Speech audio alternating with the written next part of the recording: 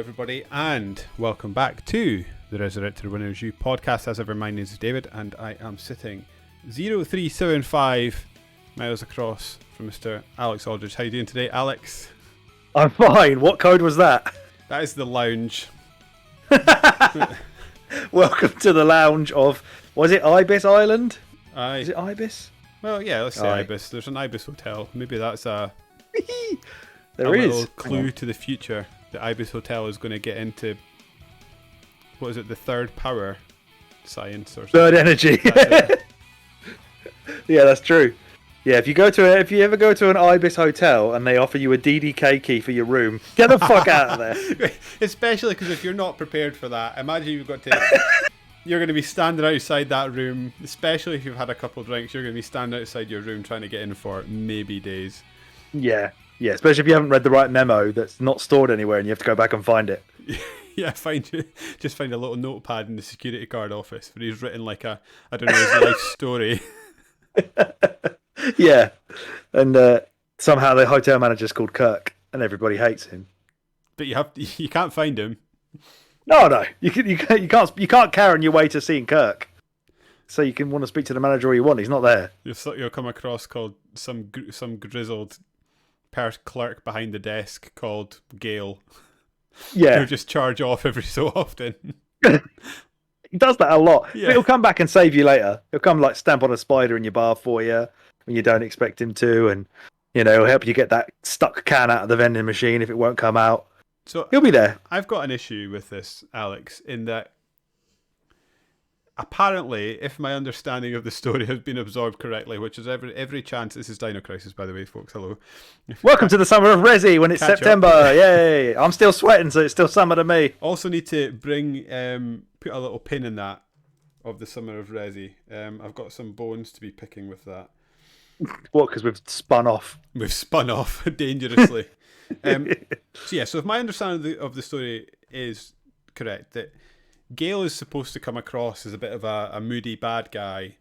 Correct. But eventually you realise that it's not that he's a moody bad guy. What he's doing is he actually cares about his unit and he's trying to keep them all alive and protect them. So he charges off to do the dangerous stuff to keep. Yeah, he wants to save you from the truth. I would just want to say that like he's not paid attention to his training. Like if you're like a highly trained military unit, you have specific ways you will sweep a building, and that does not involve Gale fucking off on his own, unguarded, unsupported, not getting anything, and then what's his sidekick that's like his subordinate but decides he's going to take over as soon as they arrive at the island. What's he called again? Oh, what, Rick? Yeah, like what's he doing and getting involved? Like just suddenly taking over. Like I've got real issues with this crack team in quotation. Yeah, marks. this is Gale's got CM Punk energy about him. He does. He's undermining. No, sorry, Rick's got CM Punk energy. He's undermining his boss at every step of the way. Where the game then makes you choose between the white man and the black man of which one you're going to follow. He does, yeah, he does. But I'm a white female, sexuality ambiguous, so. Named Regina. Yeah, that's not the best name they've ever come up with. Well, they say Regina, don't they? So I guess I've never met a Regina in my life. I don't think I ever will. There's Regina Vidianabin that is, or used to be, the news person on Radio 1. Not listened to Radio 1 in a long time. Wow, okay. But yes, they do exist. They do from time to time. Yeah, the woman who played Regina in this apparently did some voices in Sailor Moon, so I think any of the hentai fans out there probably Have you ever knew played her. Sailor Moon? No, and I've never watched it or anything. Is it an anime turned game? A game turned anime? Anime turned game. It's like a late 80s, early 90s anime starring loads of girls. Loads of like young, or rather like mid to late 20s women in America seem to always go on about Sailor Moon. I remember what's the wrestler from WWE? I don't know any of those people anymore. Sasha Banks. She once dressed up in like Sailor Moon gear. Oh, did she? Yeah, so like she loves it. Which was I saw her play like a beat 'em up of Sailor Moon with up, down, down. Up, down. Do they still do that? I have no idea. Or did Vince put I always got Well, the he's gone impression now. that Maybe Vince they're wasn't bringing into it back. He Yeah. definitely wasn't into any of that. No. He made it very public that he was not into that. No, at some point they had to start using their proper names. Mm. Because Up, Well, Up, that's Down, Down became whatever that guy's name is. I don't actually know what his real name I've is. forgotten. I'll Austin remember. Creed? It's No, Austin that's Creed. not right. Yeah, that's right. Oh, is that his real name? Is it? Yeah. Okay. Yeah, because Miro or Rusev, he left because he was doing like loads of streaming as well. Apparently, he does that loads now. He's in AEW, but he didn't do it in. Well, he was told he couldn't do it in WWE. He was big into Street Fighter, was old Rusev, which he looks like he Spitting. could be he looks like a Street Fighter. He looks like Zangief or Zangief, whatever you want to call him. No, I'm not. Sorry, I'm correcting that. I'm going to call him Zangief. I don't give a shit if that's wrong. He'll always be Zangief to me. I'm gonna have to think of that. Maybe that's a fun game for another pod because I would need time to think of it. There's probably several examples of like popular characters in media over the years that I have pronounced their names wrong, and they're in my head wrong. Yeah. Well, I think this is totally random, but I was listening to a football podcast today, and some guy was going on about like everybody can correct each other for saying footballers' names wrong, but we all call a footballer called Mohamed Salah Mo Salah. So Yeah, we're all doing it wrong. We're all wrong. We're all wrong forevermore. It will never be right. Certainly, if we start creating weird pockets of space that dinosaurs can walk through, then we're really buggered. I mean, just don't do that. Yeah, I mean, I might be up for it, to be honest. just to go full Joker on the world. I do actually like the fact that this game explains the dinosaurs away with this like nonsense, gonzo, wacky idea of how you can get real dinosaurs here, rather than them being like Jurassic Park, where it's like genetically engineered from like just made a time portal, mate. Like tree sap or whatever the fuck it is. A fly or a mosquito got stuck in tree sap, and then I don't know, something like that. Yeah. So rather than them like actually having to make dinosaurs, like they made the zombie, because the zombies aren't the dead rising from the grave in Resident Evil. They are experiments. They are Leech Boys fucking victims. So here, these are actual dinosaurs. They're just jumping through a bit of a time portal, you know? Yeah. And I guess if you live in an area, maybe Essex was dinosaur free. Maybe if we got third energy here, there wouldn't be any dinosaurs. There would just be a dodo or something just comes waddling out, and I just kick him into the street. I don't know why I would do that, but just because you could. Re-extinct him. While we're on You're extinct. While we're on the subject of manipulating time and perhaps leaving me feeling like I could manipulate my own time to get back some of my life, before we go too deep into Dino Crisis, since this is sort of I guess it's the second last episode of the Summer of Resi, I just want to cover a couple things non-gaming related that are in my brain right now. Okay. Because this is my opportunity to get it off my chest. So I watched the new Netflix TV show, and oh yes, I would like, if anyone that works for Netflix might find their way into this podcast, I would just like to kindly request that if you are a company with a propensity to cancel things after one season if you don't think they've been successful enough, which, fair enough, you're a business, you've got to make money, please do not greenlight seasons that end on a cliffhanger until you know you're going to make another season. That is like, I watched that. They cancelled it now, sorry. Yeah, I watched that entire season. It presents many questions, answers none of them, and then the last episode where you're like, right, it's all going to come to a head, it just asks more questions, finishes on a cliffhanger, and then, well, we're never going to know now. What a load of shit. That is like the most disrespectful attempt. Like, it just shows a complete lack of disrespect for their audience's time. And a complete, like, what's the word? Like, overconfident naivety in their own shitty product. Yeah, of course we're going to... Or was it shitty? You obviously want more. Or at least you're in it now. You're invested. Yeah, like I want more in the same way as like probably a heroin addict wants more heroin. You know, it's not good for you. It's no good, but it'll rot your teeth. But You carry on. Yeah, you just keep going. Like there's moments where I was just like, there was one episode where I was texting you while I was watching it, and then I stopped because I was like, I don't want to ruin anything.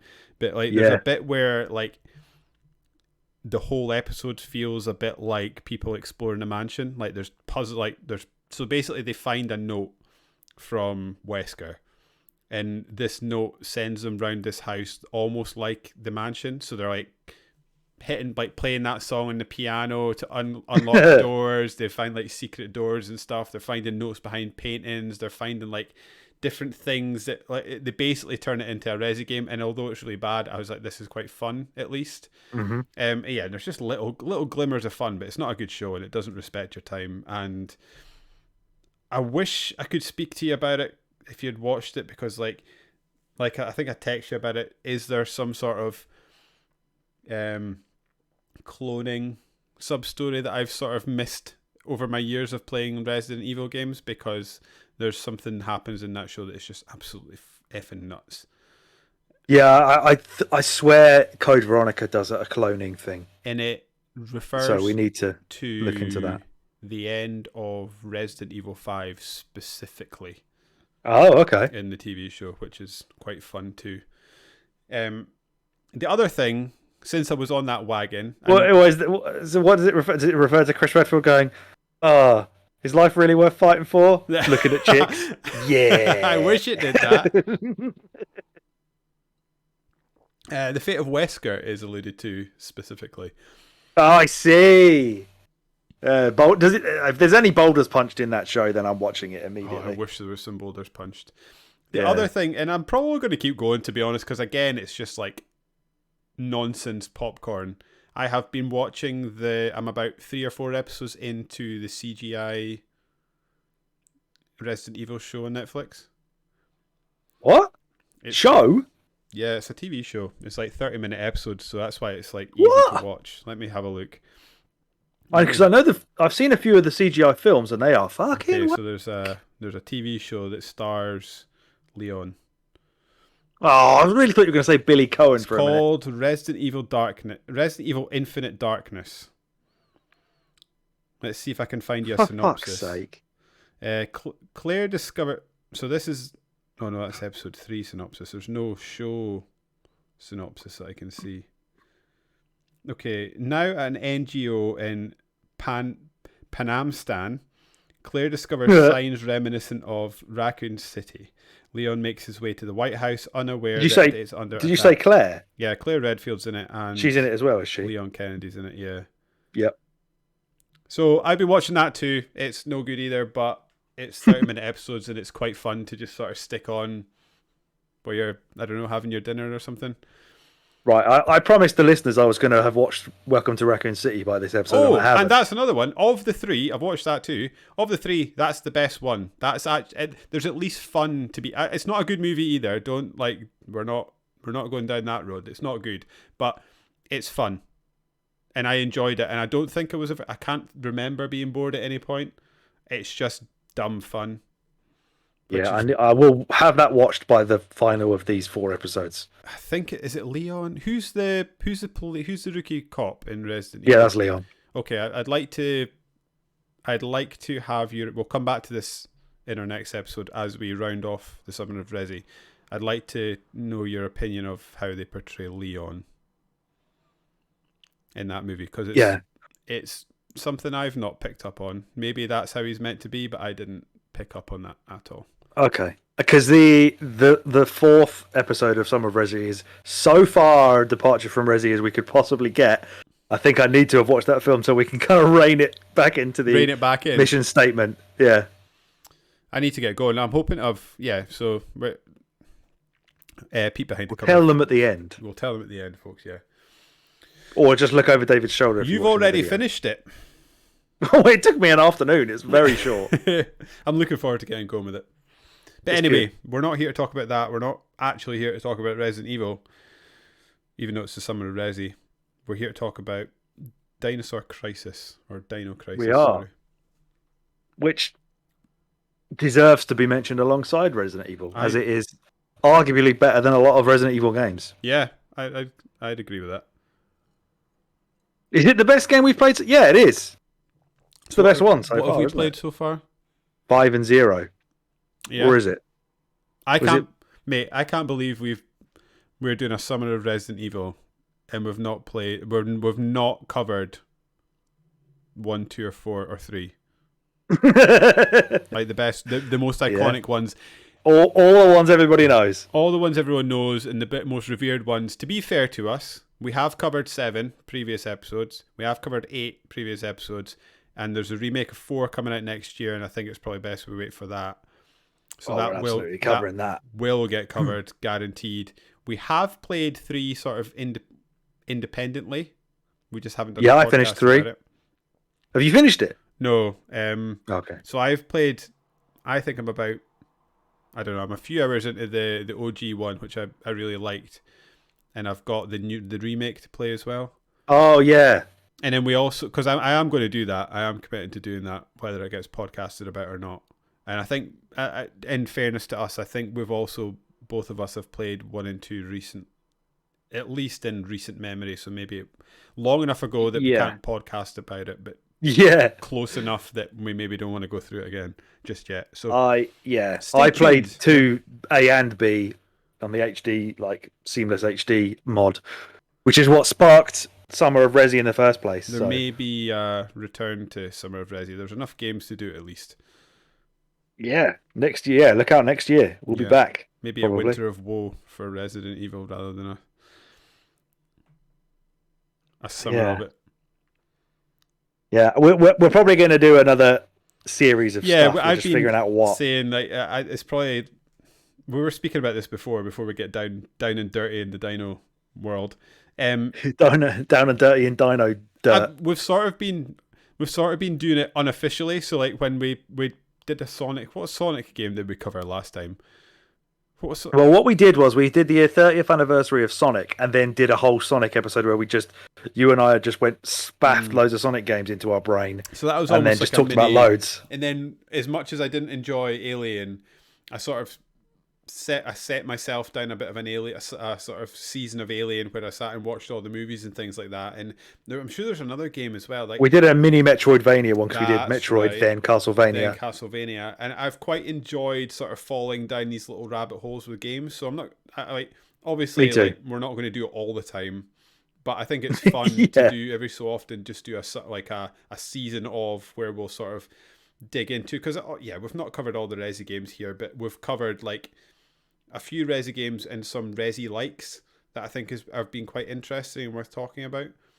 And I like that we've got Resi likes that are still made by Capcom, still made by the same people in the same engine with the same mechanics, so we can kind of make it a season of Resident Evil that's not what you'd expect. It's not just, as you said, 1, 2, 3, and 4. Exactly. So I'd be quite keen to sort of pursue these seasons every so often, just sort of pick something that we're both interested in and just sort of really fall down the rabbit hole for a while about it. The other one that you can sort of group into the Resident Evil sphere that we played was that Parasite Eve. I would put that in there for sure. I can't even remember who made that. That wasn't Konami, was it? Or was it Square? I want to say Square. What have I done with my phone? I would like to point out, or at least answer any confusion that some long-term listeners may have, expecting this to be about Resident Evil 6. We can't do it. Oh yeah, because we said we were going to do that. We fucking tried. Yeah, that's fair. We actually do need to. I think if we say we're going to do a game and then we bail on it, it's Square that did it. It's just head on until we've got an audience where we can justify dedicating time to games that we're really hating. If we're not having fun with the game, we're just going to bail on it. And we tried really hard. It evoked barely anything in me. I laughed at first at how dumb it was, and then after a while, when that wasn't funny anymore, it was just nothing. I was very much a fan of the elbow drops that I could do. Yeah, people's elbow. Yeah. I like the running bulldog. But there was just, it was so soulless. It was just, yeah, that's exactly it. Yeah, it was just a thing that was existing and just constant like gore and violence and shooting. That's just, you just desensitize to it so quickly. I wouldn't It even becomes say so boring. I necessarily had, boring's probably a good one, but like I don't even know if I'd necessarily go that far. And this is the sort of the kiss of death for any game, and that like I just genuinely nothinged it. So like while we were playing it together, I was probably having a better time because we were hanging out. Rather, it wasn't really anything to do with the game, but I was having a fine time. And as soon as we put the game down, I just didn't think about it until we were going to play it again. Like, it was just, I just nothinged it. It's just, you're right, soulless husk of a game that is just, it is such a disservice to a franchise that has got so much to offer, and it is borderline offensive to people that like the series. Deeply cynical, and it's just, it's still the best seller should never have series, isn't it? Oh fuck yeah, it By is. quite a distance. It just shows what a miracle 7 is. 7 is genuinely astounding that it exists as it does. You had to hit rock bottom to get something like that. Yeah. And to get to where we are now, where we've had 7, 8, remake of 2 and remake of 3, all of a relatively high quality. And I think looking back, like looking at it as a whole, I think the series is in quite a good place now. So you're getting new games. That it's changed to first person, and people have accepted it. But and you're also getting your third person horror fix as well by them going back through the old games and remaking them. I think I feel quite good about where the series is at the moment. I do, considering we've got 2 more or 1 more of each to come. But then after that is where the that's when the questions will start again of where do they go now. Once the Ethan trilogy is done, once the remake of 4 is done, what's next?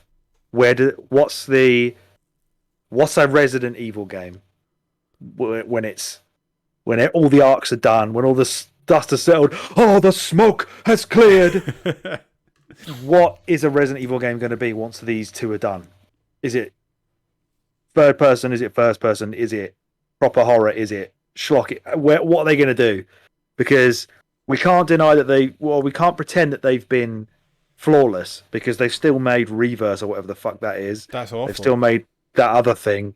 What's the other one? Extinction or something? What is it? Oh, because we discovered there was 2, because I had played one and just sort of melded the 2 together in my mind. Yeah. But yeah, one's like it's a bit like Left 4 Dead. Yeah. There's one where you like control where the enemies spawn in and stuff, and oh god, it just looks dreadful. It was really bad. Yeah. So they've not been utterly flawed. There's a shit Resi in them still. It could pop out at any time. I don't think they would do this, but I would love to see the sort of get an elevator pitch for their ideas to Resident Evil 7 and 8, the OGs. Like, so if they were to sort of remake the old ones in first person, I think that would be interesting. I don't think they'd do it. I don't think that's, if I was the sort of director, that's not the direction I would go. I'd just be interested to see what they would do with that, because I think they could remake that mansion and make it super atmospheric and redo the puzzles to make them make sense. But that's not what they'll do. I don't know what they'll do next. You're right. It's interesting. We've got 2 games in us. Then what? Yeah, because the people who are behind all of these remakes, they are clearly like really sort of faithful, and they understand the series, and they are huge fans of the original works, and they are trying to do the best that they can to bring these back to them. But they are doing that with existing games and remaking them. The real test is what they do with a new game, because I don't think that team is the same team that's making the other ones. No, it's not. So do you worry? So like, another thing I was thinking about there while you were saying that is with the newer games, what I both like and makes me wonder where they go with it. Did I turn my head away and you did your good Daily hit the mic? Drink. Like what I would. Yes, like sorry, I'm trying to reset my thoughts now. Yeah, so what I both liked and find interesting about 8 specifically was that they explored the breadth of horror So like Yeah. when you went to the different houses, each one sort of represented a different sort of type of horror that you can get in popular media. Yeah. So like there was like the Texas Chainsaw Massacre horror. Well, that's more 7, isn't it? Yeah. But and I'm just a wee bit outside of the game now to actually remember properly. But I remember thinking that basically they were pushing different types of horror. So basically, when we get to the end of this trilogy, they don't even have any road to go with a new type of horror because they've covered them probably. Yeah, because they had werewolves in the village. They had vampires. They had like psychological body horror with the baby. Yeah. And then there's They that had even just like the doll person. yeah, like even like the gameplay horror type, like that doll mansion was very different from the rest of the game. Do you think that the DLC for making Ethan third person and being able to replay, is it 8 in third person? Oh yeah. Do you think that is them testing the waters to see how it's received? maybe they feel like for the Ethan trilogy they're kind of tied into making it first person because the first two were, but they don't really want to. Maybe the remake of 2, I believe, is more popular than 7 and 8. Is that done better than those two? Not sure, actually. That'd be interesting to see. I think we did look this up before, but I can't remember what happened. I think my guess would be 2's perhaps a critical darling. 7 and 8 might sell better. Maybe. The exact same website again, vgsales.fandom.com. Yes. Yeah, I want to know. Yeah, less than 7. So 7 sold more. According to this, it sold more than 6. Oh, really? Yeah, 10.9 versus 10.8, and then Resident Evil 2 from 2019 was 9.6. Is that one platform? I'm sure I've seen It could be into the 20s. Like it sold ridiculous amounts. Yeah, this is something different because this has got like basically Capcom games on it. But this is the problem with. It's the problem with the Resident Evil franchise, and that I guess as a Resi fan, I guess I count myself in this nowadays.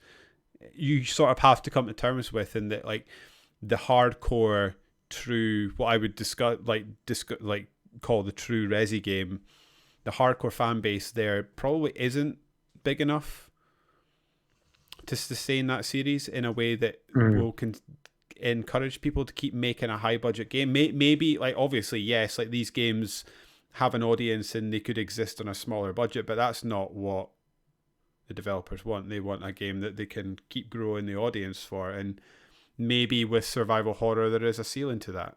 I don't know. Yeah. Well, we all know was it Dead Space? Dead Space is another example of it. Did they say people don't want to play horror anymore? Horror's not popular. Yeah. I know Jim Sterling was always going on about some developer had said nobody wants to play horror games anymore. Yeah. So they're making them all action games. And I'd be willing to bet Dead Space 3 sold very well, even though it's the worst game in the series. Probably. And then obviously horror games had that resurgence with like the Outlast formula, or the Amnesia formula was probably first. Mm-hmm. The kind of totally helpless, can't fight back, Alien Isolation style. Yeah. Which seems to have dropped off from the... There's that, what's that game where you go into a mental asylum? That seems to be carrying the can for the sort of psychological horror game like that. There's two or three of them now. First one starts you're in, it's a horror game. You're going into an apparently abandoned. It's not Outlast, no. Outlast, that's the one. Nailed it. Yeah. Well done. But that's quite low budget. That is like yeah. It's not a AAA game. And Outlast 2 is a long time ago now. I feel like as a PS4 game, and PT obviously was merely a demo for a Silent Hill game that never got made. Are they not trying now to? There was talk of them that being bought by somebody, and the IP was going to be bought from Konami and re-brought out, or Kojima's going to go back with Del Toro and just make a horror game anyway and call it something else, which he should have done ages ago. I'd be interested to see what comes of that, because Yeah, I just think like I Because also he's developed his name enough for it not need the game's name. no, and I don't think The Kojima name will do you. much like, in fact, worse so, I'd say, than the Resident Evil franchise. The Silent Hill franchise has not been looked after well. So No, no, I'm no. not sure how much cachet beyond like the small hardcore fan base that can remember Silent Hill 2 that really have any sort of lingering fondness for that series. Like, I just don't like. There's not many. I think. I don't know if this is controversial or not, but like, my same applies with Star Wars in that there's more bad movies than there are good movies. There's more It's bad not Silent controversial on this Hills. podcast, that's for sure. There's more bad Silent Hills, I think, probably than there are good ones at this point. So you have to consider it a bad series that has the odd good game. Yeah, I mean, I've only ever played 1 and 2. I've got 3 on our list for. There was an Xbox. 4's supposed to be okay. There was an Xbox 360 one. There's a couple that were on the one. Wii that I think they re-brought out as well. So they launched this game, and it had, I think on Xbox, it had a game-breaking bug, but it didn't sell well enough for them to bother to fix it. So they just didn't. That was the HD collection. That was awful. That's awful behavior. I've got that. Yeah, I've got that on the PlayStation. You're where they did selling patch people it. a broken product. Yeah, and refusing to fix it. Get lost. You don't That's deserve Konami, my innit? money. Konami, who have apparently put out one of the best retro collections ever in this Turtles thing. Yeah, it's getting. Everyone's raving about. Everybody's loving that. I was watching Jeff Gerstmann play. It looks great. Yeah, I really want it, but not paying 30 quid. No, that's no. We'll wait for that to come down. Yeah, that could be a nice little series. Yeah. But we are here to talk about Dino Crisis. We are. I think we've ticked the Resident Evil box. I've We've got that off discussed my it chest enough. now. Thank you. I've got that off my chest. I just felt. Yeah. Felt. Well, he's right. It's this time to say it. Yeah, I just felt like they've let me down with that Netflix, but Netflix have let me down. They should not have okayed that script. That is weird. I guess they buy it. Who cancelled it? Netflix. Yeah, Netflix cancelled it. So I guess the people. I don't know how movies and TV shows are made. Do they make it and then sell it? Well, usually if you've written a script, you will sell it to a company to make it into and then they'll whatever. give you the money so you can go make it. Yeah. So yeah, I guess somebody brought it to Netflix and they said, "Yeah, of course." You can. And then it. was like, "This is a bit shit, though, isn't it?" Stranger so maybe Things stop. is an example of a season of a TV show you can run and run and run, but do the first season and wrap it up. So if you're not coming back for more, it's done and we're okay. Yeah, maybe if you want to have a successful Resident Evil Netflix show, don't bring it out like a month before Stranger Things comes out. If you're trying to catch an audience who wants to watch a horror TV show, yeah, that'll probably do it. that'll do it. Right. Let's get into this. Let's get Dino Crisis because it deserves time and it deserves its time in the spotlight. It does. It does. It came out on the PlayStation first in 1999. Started in July in Japan, end of August for the Americans, and October the 29th for us pals. And then it came out. So weirdly, we got it on the PC before we got it on the Dreamcast. Did we? Nobody else got it that way around. So the Dreamcast one came out in September 2000 in Japan, and November 2000 in the US, and December 2000 in the EU. But we got it, the PC version, on the 15th of September, whereas the US got it on the 4th of December. So that was after the Dreamcast version. So that video I sent you today to watch, in that video, he says that the PC version of Dino Crisis launched without controller support, which sounds horrific, but we have controller, we played the PC version and there's controller support in that. I believe it may have been patched in with that HD port, because there's that, unless that menu is part of the actual game, every time we loaded it up. Yeah. So yeah, disclosure for everybody listening, we played the HD remake. It's got a name. I can't remember what the name was. Oh, so it had updated textures, did it? Yes, we were playing a fully modded HD version of Dino Crisis. Excellent. Let me see if I can find what it is. You're such a good fountain for that. That really didn't get a lot of tracked either. That as far as I Resident remember. Evil 3 updated version that you give me is fucking gorgeous. I need to go back to that. I just don't know when.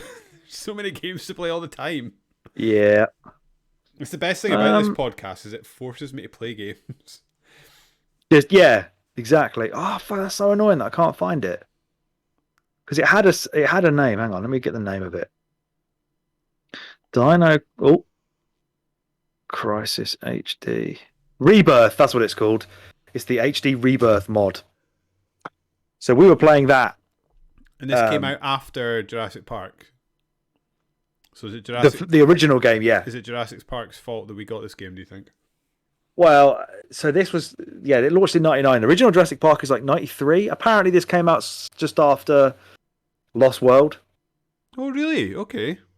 So the second Jurassic Park film, I believe this came out after that. And I'm going to stop. I'm going to stop doing this because I know I've been derailing the life out of this podcast, so I apologize. But that might be up there. Like, see, for the age of that movie, Jurassic Park still looks phenomenal in a way that movies just don't look like that. If people are like, should I use special effects or should I use models? But practical effects all day long. Because that's what it is. It's a combination. CGI or the opposite. What did I just say?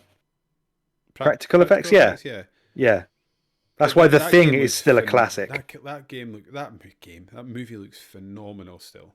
And I remember watching. So I watched. Is it Terminator 3, the one with a woman in it, fairly recently. Oh, fucking hell, yeah. And when I watched that as a kid, there's a part in that movie where there's like a big long crane truck that basically gets up on its end. And I remember watching that and making my dad freeze frame through that because I was like, Dad, that's not a real truck and it looks like a real truck. And I watched it fairly recently. I was like, that looks terrible.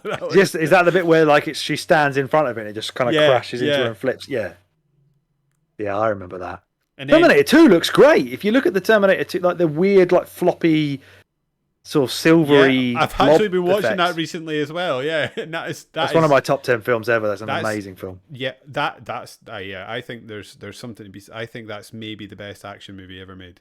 I'm trying to think. And the fact that it's got Arnold Schwarzenegger in it and it's still amazing in terms of like the story.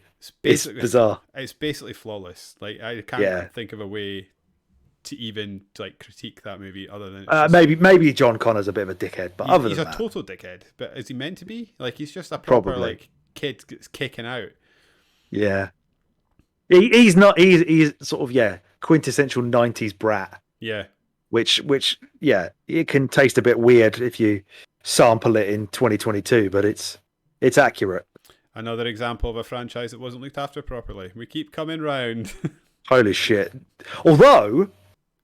I have actually got the PS4 game. The PS5 version. Sorry, that's meant to be good. Yes, it's meant to be very good. Yes, yeah, that's meant to be. I bought that recently, and so that's another potential. We could go Terminator season. Terminator season might be magic because then that allows us to fall down a Demolition Man hole as well. I absolutely love that. What movie. A film that is! Yeah, do the honka chonka. Yeah. Maybe the best sex scene in movies of all time with a helmet. Jesus, yeah, that film's great. So really good. Underrated. Really so underrated. Good. Wesley Snipes is a great bad guy as well. Yeah, in all walks of life. Yeah, just a general bad man. Absolute heel. He's got. If Vince McMahon was still in WWE, he's got a wrestling comeback when he eventually gets out of prison. Is he out of prison yet? He's only tax fraud, wasn't it? I think he's probably out. He's not R. Kelly. That's true. Yeah. Anyway, sorry. I'll no doubt the PS1 version sold 2.4 million copies. That's good for the pretty good. Because I was listening to a podcast. I was at the gym today, and they were talking about how video games have largely stayed the same price, and they were saying how good that was. And I'm like, yeah, that is good because they were saying like an $80 video game in the 90s is like 180 quid these days. And yeah, that's really good, but I think it's also important, which they never touched on. The size of audience has also drastically changed. So you're instead of like I remember the PS1, if you're a million seller, that was the platinum, and this was like a big success. Now, like if you're under 5 million copies, it's deemed a failure, right? Especially if you make Tomb Raider. Well, yeah, I mean, but on that line, like if you went back to the 90s, wouldn't a VHS cost like 15 quid. Probably. And then a DVD in the 2000s would cost 15 quid. Yeah. And a Blu-ray costs 15 quid. Yeah. So I just don't. If anything, it just says how expensive games were back in the 90s, which is why Nintendo got taken to court. It absolutely does, and I just don't buy the like. If you're like, fair enough, if you're selling $80 a million times, you need to sell it for that price. Fine, I get like fine, but if you're selling $80 and you're selling 20 million copies, that's a very different proposition. Especially now that I think digital sales are hitting like 60%, I think, versus physical. Yeah. And they're never cheaper. Well, they are in the sale, I guess. But to think of a Mega Drive game costing you £50 kind of makes you sick in your stomach. Especially because you were often buying these sight unseen as well. Like you were buying these games, like you maybe read an article, you probably didn't. You're like, oh, there's Dave Mira. I recognize him. I'm going to get that because I like Tony. Well, this BMX game's got 3 X's at the end. I wonder if this is any good. Maybe they would have actually not had to be such dicks to the rental market if they charged reasonable prices for stuff. Yeah. Because that's the only reason the rental market was what it was, is because you're charging 60 quid for a fucking 4-hour Mega Drive game. Yeah, probably. I'll just do it in a weekend for £2.50, thanks. It's almost like the video game industry doesn't respect its audience. It's almost like any industry doesn't respect its audience. I think it's interesting to pick up on the fact that obviously Shinji Mikami was the director of this. He's a legend, certainly at Capcom and in the survival horror genre. He did not want to call this survival horror. He dubbed it panic horror, didn't he? Yeah, because I think this is probably something that's quite interesting to point out, and that the pace and the way in which you interact with the enemies in this game is very different from a Resident Evil sort of classic, isn't it? Whereas like a Resident Evil is very deliberate, slow, and the zombies they're more sort of dread inducing, whereas this is much, I think I've actually said this to you before, like being attacked by a velociraptor out of nowhere is sort of panic inducing, whereas seeing a zombie coming is dread inducing. It's a very different horror. Yeah. And I suppose you could, for those who are still, vehemently anti-tank controls, you could say the tank controls were there to make zombies a threat to you when they otherwise wouldn't be if you could just run around and kill them at your leisure. Mm-hmm. But now you've got dinosaurs and you're still playing with the same controls. They are a real threat. And that was apparently the mandate of Mikami, who said, what's the point of making a game where you fight dinosaurs and it's easy?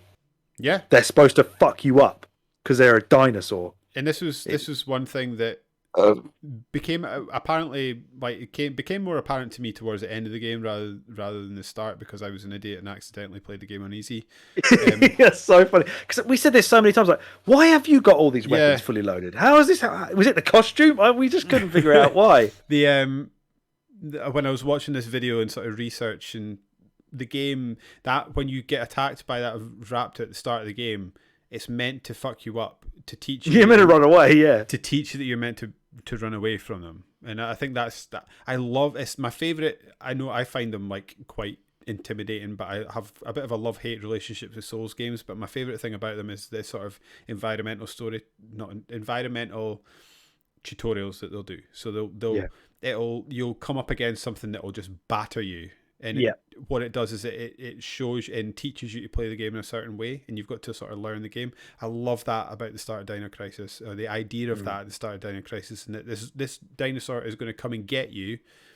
Run, because dinosaurs are scary, and that's great. Yeah, and even if you've downed it, if you try and run past it, you've got to be careful because it's not a zombie. It's going to whip you with its tail, and it's going to get you again. I got caught by that so much. One thing that we never seem to get caught by, and I don't think I even really paid attention to, was the fact that apparently if you're bleeding, the zombies, the dinosaurs will like smell that blood and latch onto the blood trail and will follow you through doors. We did have a brief conversation about this, because I remember, so when I started playing the game, I had that stupid costume that upset me. The prehistoric one with all the guns attached bones. Didn't realise until after I'd already caught up that it lets me change my costume at the start, so I never actually had to do that again. No. So I think you skipped the cutscene both times. Yeah, probably. Did you ever see the man getting eaten by the T-Rex in the woods, and then the T-Rex looks up at the moon and he's like, oh no, I never saw that. Oh, you missed all the you missed all the cool shit. Um, yeah, I in doing that, I remember, I think I text you saying, do the can the dinosaurs smell the blood? Because Did you? because the two things I noticed is I didn't die when I was bleeding and not fixing it. Yes. And also the time that I was bleeding, I started meeting dinosaurs in places that I hadn't met them before. So I was like, Interesting. this is not, there's something going on here. But yeah, it's a That's really, really cool game mechanic, especially because inventory space is, again, because it's a Resi like, is such a premium. So you're like, do I have health kits? Do I have a way to stop myself bleeding? You've got to think I about have these. Yeah, and I have issues with that inventory system in that. And I don't know if I was doing something wrong, but it really felt like I was often having like two lots of different med packs or bullets Yeah. that it would just not combine together for me. I remember at one point I definitely had two like med pack M, 1 out of 3 Oh, did you? separated, and I could never make them 2 out of 3, and it was taking up 2 spaces for no reason. That's, we'll get into more negatives as Yeah. we go along, but what the inventory system in this, and thinking of it like their version of the item box, you're drifting more towards Resident Evil Zero territory here again, where there is not a magical mystic box that follows you around. These are boxes on a wall, and you can put stuff in that box, but it's going to stay in that box, and you better remember where it is if you need to go get it again. I am all, see, having played a few Resi games now, I'm all for the magical mystery box. Just have it. It's just makes life better. Like, yeah, like especially like when it comes to stuff like that, it's like I know where the stuff is. I know how to get it. It's not fun to get. Let's just make believe in my head that I'm off to get it and just put it all in this box. Just make life. It's just quality of life. Yeah. Yeah, I felt like they obviously tried to, because this was way before Resi Zero, obviously. So this was clearly them trying to think of a different way to make it maybe more immersive or more relevant to the setting. And I feel like they did that a lot, and they did that well in this game, for better and for worse. Yeah. Obviously, they've got it's fully 3D now. There's no pre-rendered backgrounds, so everything is now polygonally modeled. So do you know the puzzles are then based on that? Was that a conscious design decision? Because obviously, I assume they had a new engine. Maybe part of the I can reason look it up. Resi 1 looked so beautiful was because of the pre-render backgrounds. So they've obviously decided to leave that behind for some reason. He chose a real-time engine to enable better cinematic action and more dramatic character depictions that would otherwise be impossible. So it caused hardware limitations and made it difficult for them to create detailed environments. Apparently they wanted a jungle scene, but they had to get rid of it.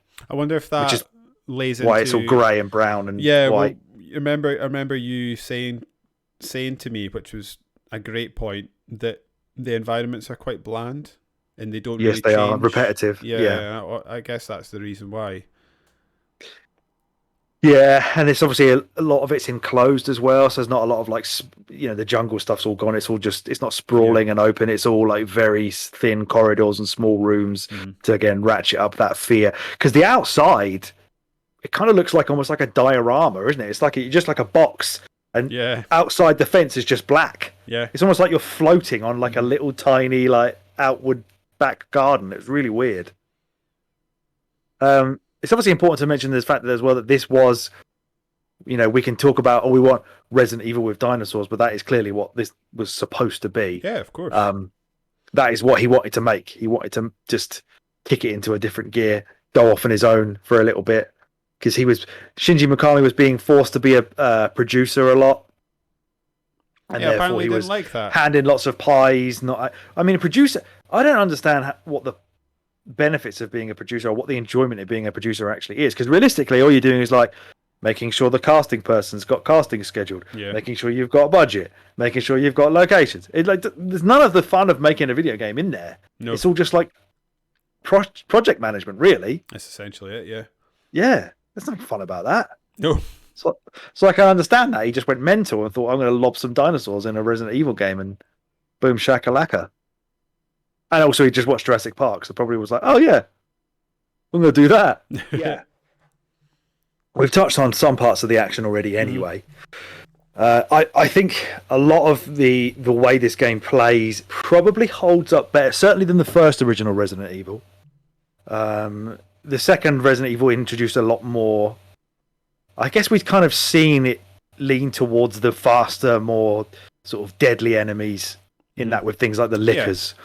Because I think we saw in that video that we watched today that it seems as if when you get Raptor dive on top of you and start like, gnawing at her neck or whatever. If you don't mash the buttons quickly enough, that can effectively just be you done. If you don't ever press any buttons, it will take you out. Like it, yeah.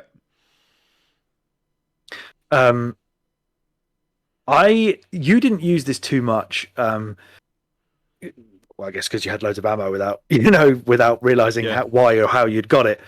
I found the ammo really scarce in this game, so I felt I was having to use the darts, the sleep darts, quite a lot.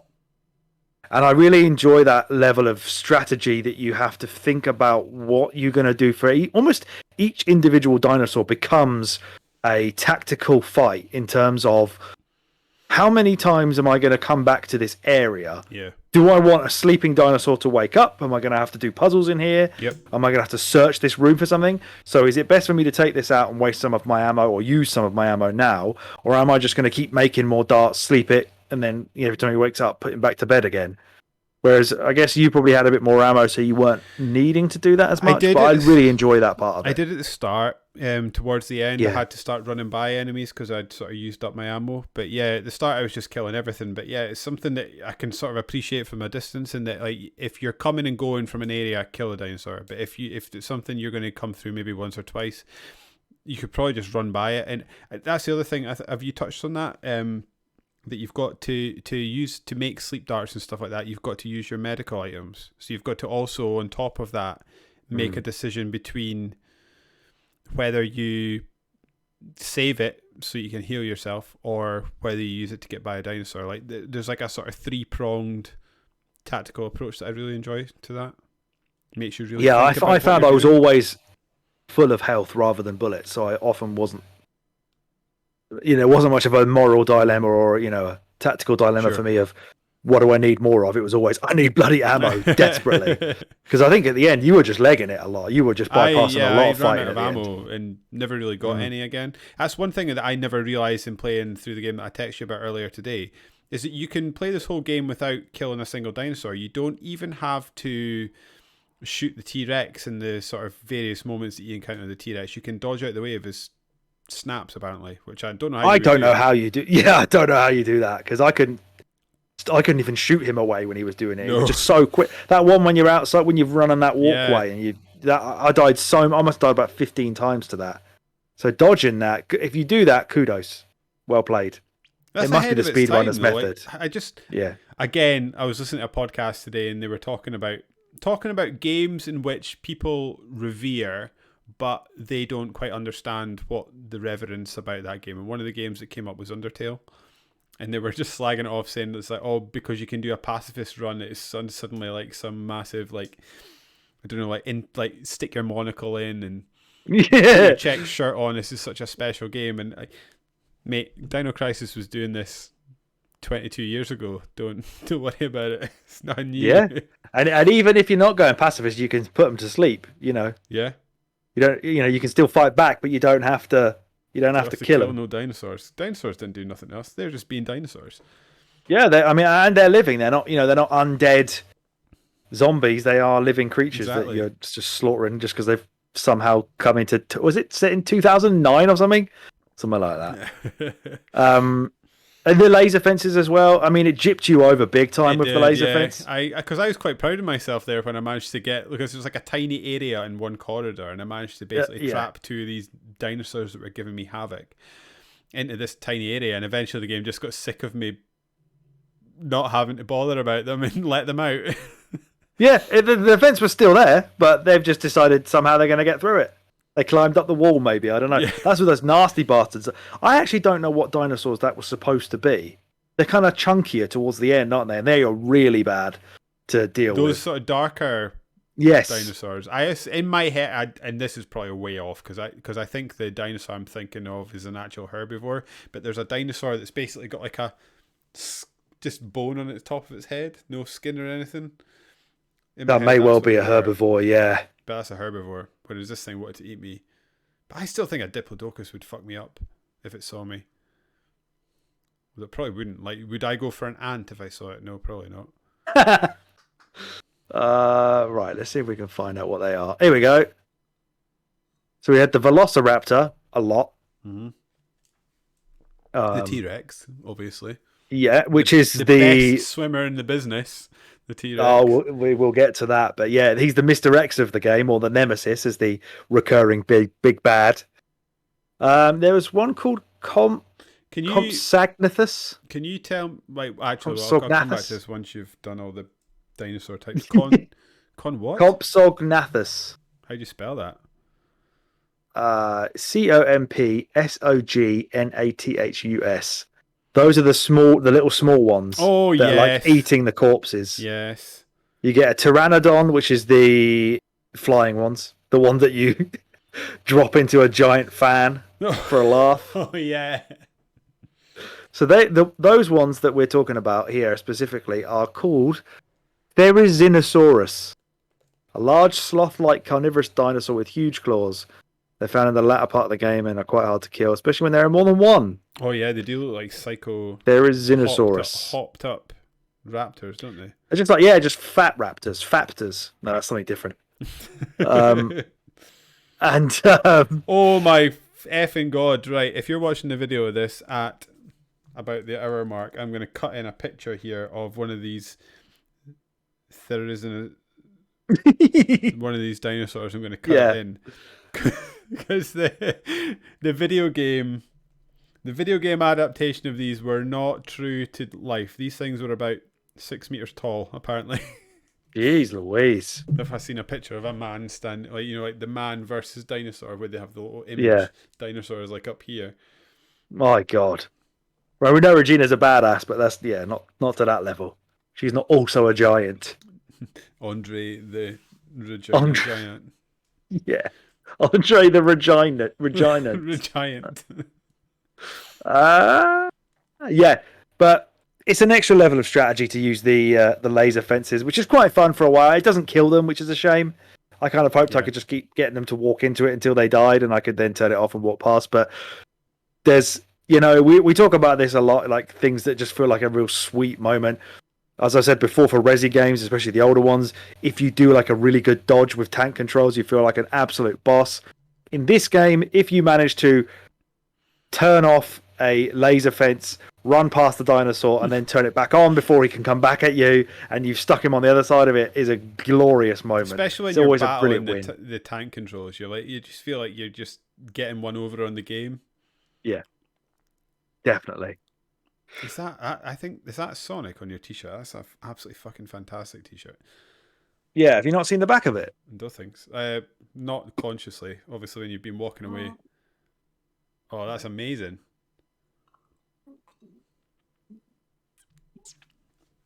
Can't tell if I showed you that properly or not.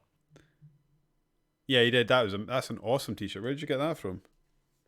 So, like a company that sells like tattoo related clothes, like T-shirts. It's called Hobo Jack. I don't know if they still got this one on their site. I would begrudge if you decided to buy it. So we're like Clark Kent and Superman. We're very rarely in the room at the same time. Yeah, very true. Let's talk about the puzzles, shall we? Yes, you please. were a fan of these because they felt logical to you. I loved these. So like where it was going to come from, and actually what I want to maybe pull from this is, where does this come on the Resi timeline? So like, was this after Resi 1 and 2? Was this after 3? Yeah. So it's after 1, 2, and 3, before 4. Yeah. Before Code Veronica. Before Code Veronica. Okay, so probably developed around the same time. As much as I've really enjoyed sort of going through the Summer of Resi, one thing that I've never been able to sort of come to terms with isn't the right word, but I've just never been able to enjoy the obtuseness of the puzzles. It's the same with like Secret of Monkey Island. I've always wanted to play, but the puzzles make no sense, and how you're meant to actually figure that out other than just sort of try it for hours, which isn't fun. I think there's a certain amount of, not quite as bad as Secret of Monkey Island, I'll give it that, but there's a certain amount of that with the early Resident Evil games, and to me the puzzles make no sense. What I absolutely loved about this game is that they were logical and they made sense, and you could work them out. If you just sat down and looked at the puzzles, you could figure out how to do it. And they're almost like a little brain teaser puzzle rather than I thought for the most fetch part, quest. the most part they were great. The one that I didn't, it's not really a puzzle, but sort of this sort of puzzle adjacent, interacting with the doors and things like that I didn't enjoy. It's like messing about with like deleting a card, reassigning the card, and like getting people's fingerprints and stuff. That was a pain in the dick hole. But like the actual like getting the two cards, putting them together, and trying to work out the puzzle, and the fact that they changed as well as the game went on was really cool. Like that, it was like higher up the. What are the secrecy tiers? I'm not thinking the right word. But the higher up. The for the DDKs. Clearance, that's it. Yeah. Yeah. The harder the puzzle got, and I just loved that. So good, so good. And I mean, it's still dumb that you'd have to do that, but it feels at least semi-logical for it to be something that exists in that facility. It's a high-level security facility where they're doing fucked up stuff. You've got these key cards that fit in doors. That's it. It's not a police station where the keys have got a fucking heart or a club on them. Why would you have one of those keys in a police station that requires a mechanical puzzle or pushing some statues to access? Yeah. This actually makes sense. You're just finding them on corpses or finding them lying around, and then you follow the code and you get through the door, which, as you say, is really good fun to work out as well. It's only in my head because I've been preloading this day gaming posts for social media, but ludonarrative dissonance came up in my head there, and that's why it's already in my head. And that, like the fact that you're in a facility that has got some of the best scientific minds allegedly, and this is the extent of how difficult it is to crack a code in this facility is actually a bit ridiculous. But you're right, like it's fun and it's logical and you can work it out. And I'm going to keep repeating it, but the fact that there's logic to these puzzles, I like, and I actually think that makes them believable. Yeah, it's probably quite fresh to the genre in its time, I would say. Thinking back, like, well, specifically as well, the move away from the pre-rendered backgrounds into the 3D modeled area then gave rise to a lot of like 3D based puzzles as well. You've got the cranes, there's a lot of box pushing going on. There's that one with the pipes. Oh, the pipe one was fun as well. You missed some puzzles because you obviously would. We made a decision between the two of us that you would follow Gail's choices, I would follow Rick's choices. I did a lot more puzzles than you. You did a lot more fighting. Yeah, it turns out. So, like when I was sort of reading through the different options, the Rick. No, what are the names? There's Rick and there's Gail. The Gail. If you took the Gail options, they very much which seemed to be antithetical to how the characters interacted. But Gail was very much the meathead option. So like it was just sort of bludgeon it, brute force it. There was one where you did it and you had to run to different rooms and get different stuff and then I had to make the stabilizer and the initializer for the reactor where you just went and got them. And then there's a puzzle before that, and I can't remember what you had to do, but you had to jump through all these hoops, and I basically just had to run to a door. My ones were far, like, to the point that the guide I was sort of referencing as we were playing through was saying, just do the Gale puzzles. Because if you don't well, this is probably the biggest bugbear I have with the game. There's twofold. There's firstly is the map and how it is counterintuitive. It doesn't show your position relative to the room you're in, so you have to imagine the layout of the room that you're in as you're looking on a 2D drawing. That's what tank controls are. It's just the tank control personified. Personified is not the right word. Mapified is the right word. It should have shown you just a little arrow to show which direction you're facing, and it would have been fine. What did you think about? So, like, obviously our choices were preordained, but I probably would have went with Gale anyway. Like, to me, coming into this, and maybe this is just me. Maybe I'm a closet rules boy, but like I came into this as like Gale's the sort of leader of this group. He's the one that dishes out orders, not Rick. And like Rick just seemed like a bit of a prick to me. Like he was always being contrary to what the mission actually was. He just wants to leave. He wants to ignore going after Kirk, which is the entire reason they're there. You're right. I was thinking about sort of myself in a sort of role playing position. I was like, right, I'm Regina, and I have joined this. I don't know, what are they, like a secret police or something, like special police? Like I obviously care about what I'm doing, and I want, and like part of the reason I'm doing what I'm doing is to complete the mission. Like you don't join the army to go to Afghanistan and run home. Like Yeah. you're there to complete the mission. And to me, like Gale fitted the character, whereas Rick was just a bit of a wetty that just wanted to. He was. Like he did not get into trouble enough. Like he is disobeying direct orders. Like that's a court martial offense. Yeah, he's a little bit of a reason I can stereotypical see. hacker kind of guy, Yeah. isn't he? Like, he doesn't get His tends to character get his just hands dirty. didn't fit with me. So if I was playing this game organically, I would have went with Gale's choices anyway. What about you? And when you're vindicated by that, because you find out that what the real mission was actually supposed to be and how he was protecting you from it, and Yeah. he becomes quite the heroic character in the end if you follow the Gale method. But yeah, the Rick one for the last choice where you have to make these things, there are some puzzles in there, and this is the second bugbear I have with the game really, is the fact that your notes that you read are not stored in your inventory for you to then just read easily again. You have to go find the note again, or as you and I did, write them down in a notebook or on your phone, because there was one puzzle where you've got to go like find. There's some note about how they've bugged a room and they've got recordings of Kirk, and to find out like the code to open these things, you listen to the recording of Kirk, and then at the end, Kirk puts in his code, but it's like each number of the code makes a different noise. So to figure out the numbers in the code, you've got to. It's like playing the game Simon, like beep boop boop beep beep. You've got to figure out what what numbers represent or respond to. That I never did that. That must have been. No, you went in that room. It's the room that said you need the planning disc to open those little wall safes. And I said, "Oh, don't bother because you've done the other way." But the thing that's recorded the voice is behind the shelf. You have to push out the way. And if I wasn't pushing all the shelves because I thought there was ammo behind them, I'd have never found that. Because I went in that room and was like, where the hell is this bugging thing that they've used to hear the noise? And it's hidden behind a fucking shelf. You've got to push out the way. And then, you've got to find the corresponding sounds for the numbers. I never very cool. Frustration of this. That's amazing. That's amazing. The puzzles in this make you feel like a real genius. They make you feel really smart because, as we've said, they feel like actual brain teasers. At times, to be honest. I was sitting looking at these thinking I was just not getting this at all. And then it would just click and you're like, oh, I'm an idiot. Oh, sometimes yours just seem to click out of nowhere.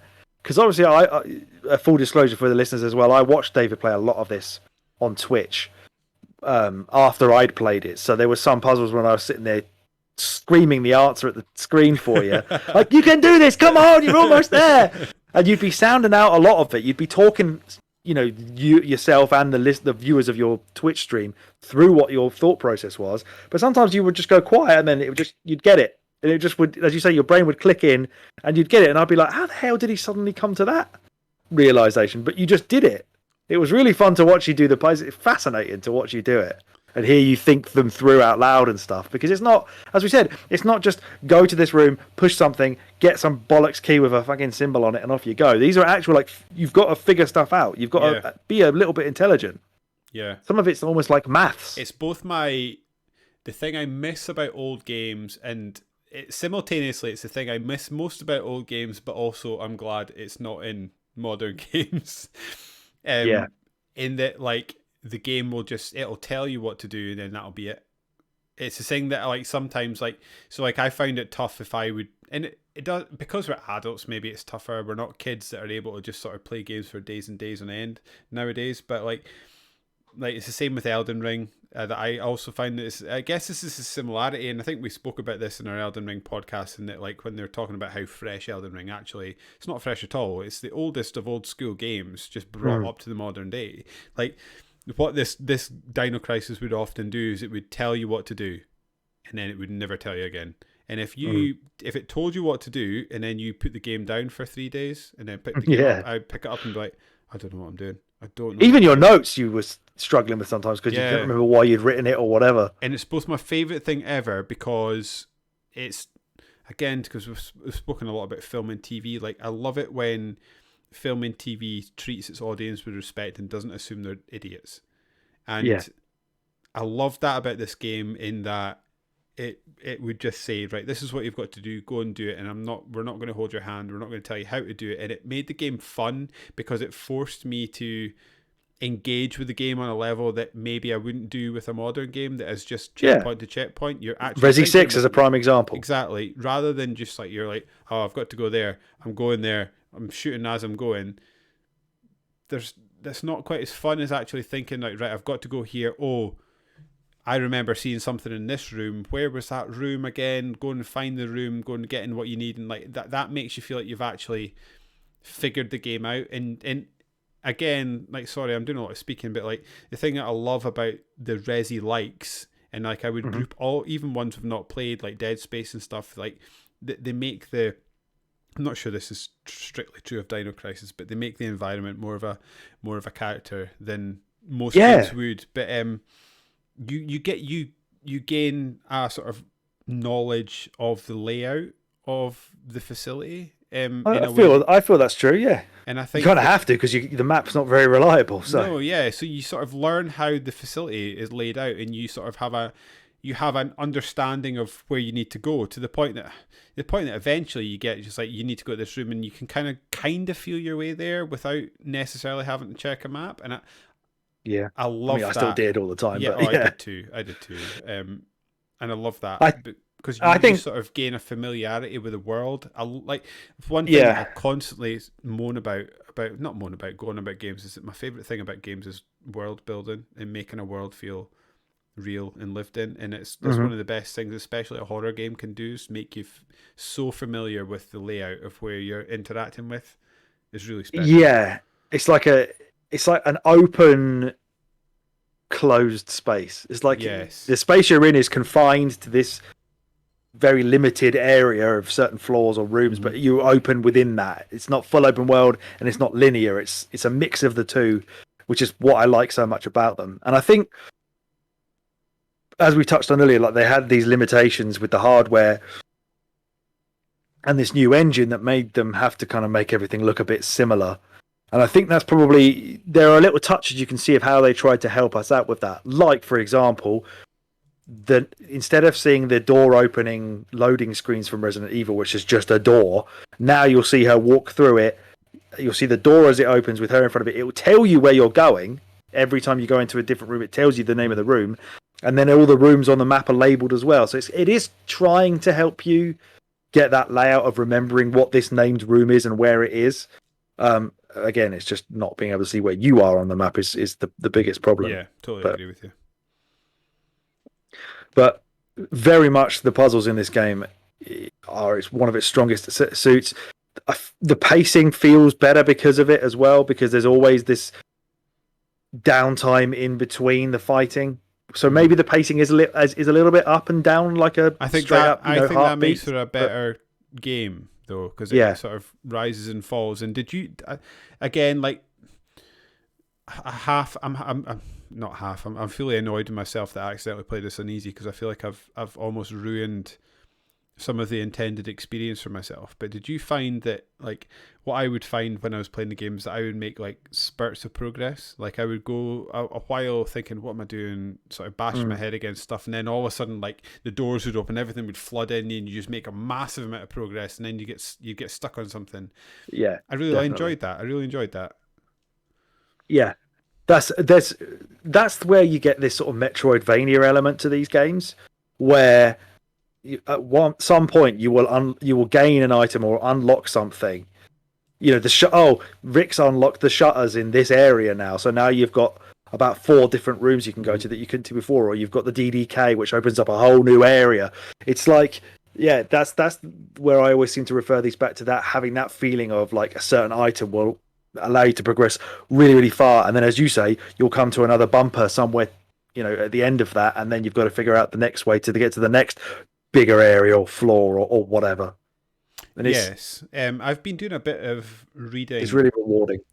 I've been doing a bit of reading recently about sort of writing fiction, and one of the things that popped up was, and this is nothing, everybody knows about this, but like one of the things that popped up in the sort of bit I was reading is Chekhov's gun.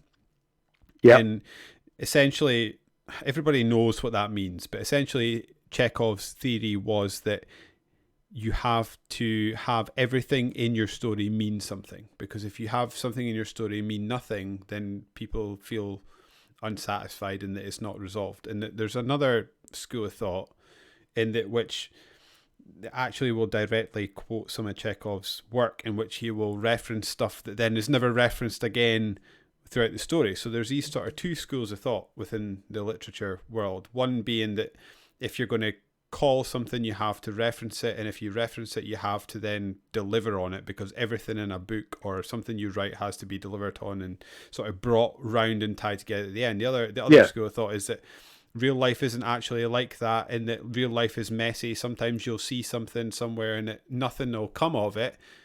But if you say if they talk about a gun, Chekhov's gun, they talk about a gun in a drawer, and then you as the reader are constantly worried about this gun, there's something to be said about this. You can, again, the two schools of thoughts, the other side of the thought would be like, you're constantly waiting for this gun to be used. So that actually in itself creates a sense of tension, even if it's not used. Yeah, it could be like a misdirect or something. Yeah. Where I'm going with this is that, like, I think that thinking about the way Dino Crisis is created in terms of the different choices and stuff you can make with this game, there was entire rooms that I didn't interact with that you spent quite a bit of time in. And I actually thought that was quite interesting in terms of creating the world and making it feel like a used sort of scientific environment, in which there was areas that I was like I was saying to you before, you told me just move on, because I was like hanging around in these rooms that I just didn't need to engage with. And I actually think in hindsight that makes it feel like a more coherent world. Well, that's an excellent point that I hadn't even really thought about, because there can be a tendency, I guess, to go into a room and have almost nothing in it. Like Resi Zero did that a few times, didn't it? I remember definitely hearing some complaints there when we were playing it, like, well, what a pointless room that was. Yep. But in this game, it's like there is a point to the room, but you've chosen to not interact with the point of the room because you've gone a different way. And that's the interesting thing about the choices in the game, is that they don't necessarily affect the story. It's more, it just affects how you want to play certain parts of the game. You pick the Rick method, you're puzzling. You pick the Gale method, you're fighting.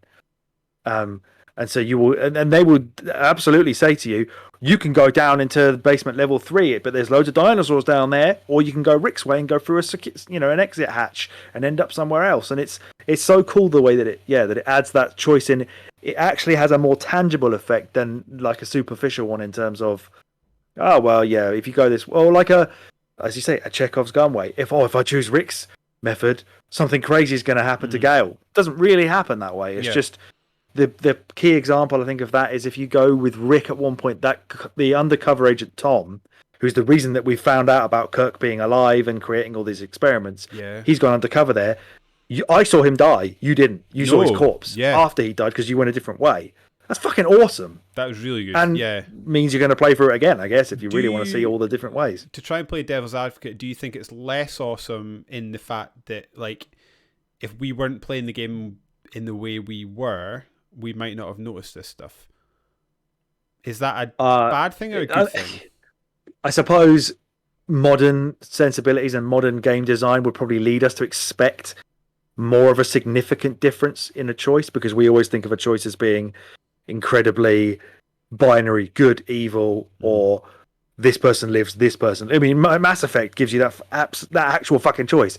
Do you want... Go on, tell me the names. The bitch and I can't say bitch on a podcast. the dude or the chick. Like, you pick which one's going to live, right? Caden? Caden or... Miranda? No, Miranda's Mass Effect 2. Ashley. She's the sexy Aussie. Ashley, that's it.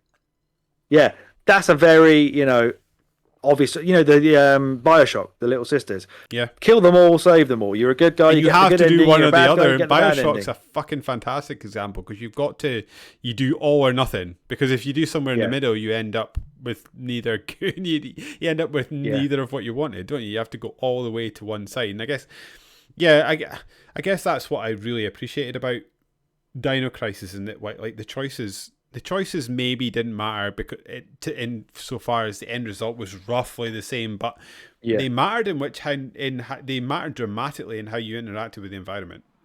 Exactly. And the coolest thing about the choices is that there's the third ending where you can choose. So at the end of the game, you've Oh got yeah, two you didn't choices. tell me what this was, did you? This is Yeah, so David and I, as we've said, we picked different choices. I picked Rick's, David picked Gale's. So at the end of the game, after you've set off the generator so you can remove this little pocket of third energy to get to the port to escape. But I suppose the caveat to setting off the reactor is that it's going to overload and it's going to basically suck the entire island into the past with all the dinosaurs back to where they came from. So Rick's idea is, let's just get the hell out of here straight away. Don't care about Kirk anymore. We just need to escape, which is what I chose. You knock out Gale. He's going after Kirk because you know that he's already injured. He's not going to make it if he goes. So Regina knocks out Gale. You take him to the hovercraft port. You all escape together. I think I saw Rick shoot the T-Rex with a bazooka at the end. You chose Gale's method, which means you go with him after Kirk, but Gale then does succumb to injuries and dies. He turns out to be the hero, gives you the real stuff that you need, the actual truth. You then get to enjoy the T-Rex swimming around really fast and shooting from the hovercraft. I said this to you before we started recording. That's top 10 gaming moments ever. The way that T-Rex swims there's nothing better in games. That is so good. I'm so jealous. I not only did not choose that way, but I didn't see you play that. I have to see if your Twitch stream's still there. I'm so upset you missed that because you came back. Because then I did. I came back when you were watching the credits or something. And you swooped back in and delivered Dino Crisis 2 for me to have a shot at. Oh yeah, I did. Yeah.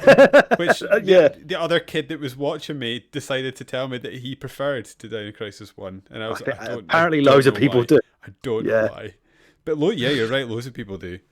Yeah, and then there's the third ending, right? Yeah, so the third ending that actually gives the player real credit to choose and play how they want is that you can choose Rick's method, where you knock Gale out to save him from himself and save him from dying. So you choose but Rick's you can still method, go up. Then knock, right? Then you go after Kirk yourself. So remember, Gale's idea is, I'm going after Kirk. He's the mission. I have to go after him. Whereas Rick's choice is, fuck Kirk. Let's just get the fuck out of it. This is nuts. So you knock Gale out so that he can't go after Kirk because you want to save him and bring him home. But you obviously went with Gale, who then dies, and then you just have to leave with Kirk. But the third method is that you knock Gale out to save him from dying, but then you, Regina, go after Kirk. And then you catch him apparently trying to get on a helicopter. She roundhouse kicks him in the face to knock him out. You then save Kirk and Gale, and because in my game, Kirk's left on the island. Yeah, you then fly off in a helicopter. You fight the T-Rex from a helicopter this time, and Rick drops a bomb on it. And then so then you've got the good ending. So you can choose one method and then effectively do the other one anyway, and you get like the best ending from that. But there's nothing the game is giving you two choices apparently, but you can effectively do both if you know about it, or you just have that intuition, which is mad. The game even smarter. Like, so you can basically that's so good. That is cool. That is unlike maybe any other game of its era. Like, so it'll let you make that choice and then just sort of fuck it off. Freewheel it and kind of so improvise the choice, but on your own method and find a secret. Like the game even more. Yeah, makes me want to play and do that way to see that bit. So good. That was kind of all I had. Do they talk about? I am. Oh, the music sucks, by the way. Yeah, I fucking hate the music. The music's not great. When it's going absolutely nuts, when it's trying to build tension, but you're trying to do some kind of lateral thinking puzzle, is so off-putting. It's ridiculous. Yeah. I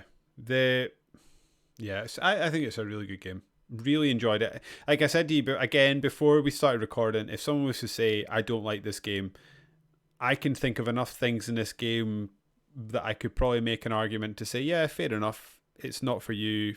I can understand why you didn't like it. I still liked it. And other than when you gave me Dino Crisis 2, when was the last time you messed about with it? Like, because they're so different. Right after I did it. Well, I bought the second one, like right after the first one, so hungry for more.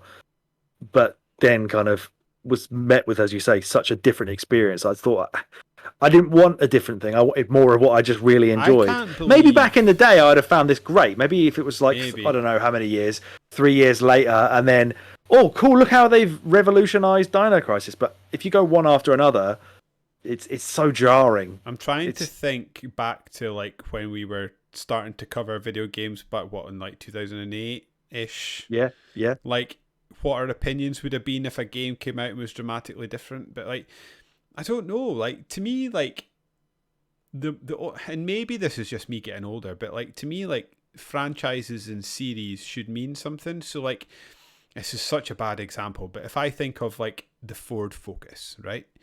yeah, The Ford Focus is Ford's version of a family sedan, right? That is their yeah, that is their family car. They're not going to bring out. They do have Ford Focus Sports, but they're not going to bring out a Ford Focus that is going to compete with a Ferrari, because a Ford Focus is built for a specific purpose and a specific job. Like to yeah, me, like a series should stand for something. Like Dino Crisis, you made that a horror game and you made that what it was. Like to then completely change genres is a bit jarring to me. If you wanted to make like a running gun dinosaur game, did it have to be Dino Crisis? I don't think so. Uh, I mean, you're speaking the language of me for music with this, because I often find this with bands that I've enjoyed for a number of years. I always feel like if a band creates a certain sound that you associate with that band, you get into a Yeah. band because they play that way, and then they just tell you that you're supposed to care enough about them as people that you respect their artistic direction to totally change how they sound, that you're still supposed to like them just because they are who they are. Yeah. But to me, as you say, that band name stands for something in my mind, and you don't sound or play like that anymore. Why have you not just picked a new band? Yeah. Even Tom DeLonge did that when he made Boxcar Racer and Angels Yeah, versus Airwaves. exactly. Whatever the Yeah, fuck it that's is. a good. That's He one went I off and did can. his bullshit, but at least he kept it away from Blink 182 and Yeah. left that as it was. Then they ruined Blink 182 by changing how they sounded. But you don't stand for that anymore. If you're not making dick jokes anymore and playing really fast, I'm not going to like I Miss You. Sorry, that's not a Blink 182 song. You don't stand. That's not what you are in my head. Yeah. So I feel, yeah, you're right. That's how I feel about the game for Dino Crisis 2 as well. It must have been directed by someone else. It must have. Yeah, it was Shooter Kumi. Maybe this is a case Shutakumi. of I'm gonna come in and give you my. This is my idea for how Dino Crisis should work. I'm going to change because my ideals are different.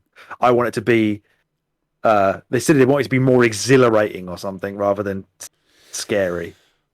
Then you're not making a Dino Crisis to me. Like, No, you're not exactly. I completely agree with that.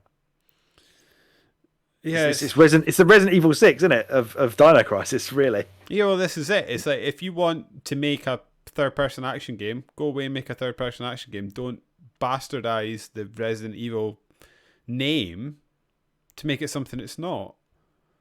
Yep. I guess this is the old to sort of try and boil it down. This is art versus business, right? Which is the Yeah. age-old argument, and always will be the source of tension between stuff. But I'm not making money out of these franchises. I'm always going to go for the art. Yeah. I mean, as we said, people seem to really like it. I can't believe that. I was stunned about that. Yeah. The reviews at the time had things like, so GameSpot apparently said that Dino Crisis 1 was as if Capcom replaced the zombies with dinosaurs, which is bullshit. Mm-mm. And then It's not true. it's just a Resi spin-off. And then he said Dino Crisis 2 was an enjoyable experience that can no longer be considered just another entry into the survival horror genre. And it avoids the stereotypes of the genre and delivers one of the most refreshing takes on the action adventure genre to date. And then IGN said it was stripped of its slow-paced Resident Evil shell. I mean, like we said, maybe at the time there was some sort of fatigue for this style of game. Maybe because there was a period of time in between the two releases, people were ready for something new. To be fair, this was only a year later. This makes me sort of. I don't know if I've said this to you explicitly, but I maybe alluded to it. It does make me sort of rethink with. Less anger is not the right word because I do still think it's bullshit, but like a certain degree of more understanding about why Resident Evil became Resident Evil 5, then Resident Evil 6 after like sort of what it had been before. Because like Yeah. when I'm reading, like, because I did the same as you, like when we were talking about it, and then I went back and started like looking at old reviews and stuff of this game. It's like people were just sick to the back for some reason, which I don't understand. People were seemed to be just sick to the back teeth of a what they perceived as a sort of old and tired formula, which were the Resident Evil games. I think Resi Zero is maybe peak that from what we said, like the resistance to that game. Yeah, they made some bad choices in sort of the design of that game, but I can understand, given the sort of reaction to these games and how they discussed Dino Crisis versus Dino Crisis 2 versus like Resi 4, because I can even understand how someone saw Resi 1, 2 and 3 and then 4, and then people love 4.